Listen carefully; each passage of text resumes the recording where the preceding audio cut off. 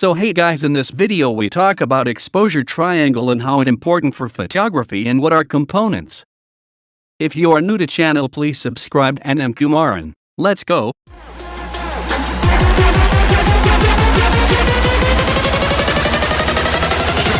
In photography, the exposure triangle explains the relationship between shutter speed, ISO, and aperture.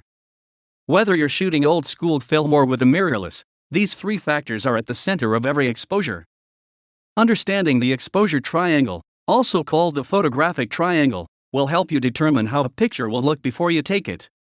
And while saving film in today's digitally dominated world is probably not your first priority, knowing how aperture, shutter speed, and ISO work together to compose your image will make you a smarter, more efficient photographer. Like the iris of your eye, the aperture blades on the lens of a camera control how much light is let into the camera lens. The amount of light that reaches your camera's image sensor will determine what the exposure look like.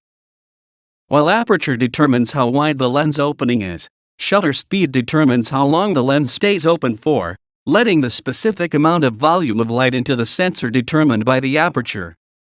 A faster shutter speed, like 1/1000 th of a second, has the effect of freezing motion, while a slower shutter speed, like 1/60th, will blur motion in a scene. ISO is the international standard of measurement that determines how sensitive a photographic film emulsion or digital sensor is to light. When increasing the ISO, it allows you to work with less light. However, if the ISO is increased, oftentimes there will be more noise and less detail within your video.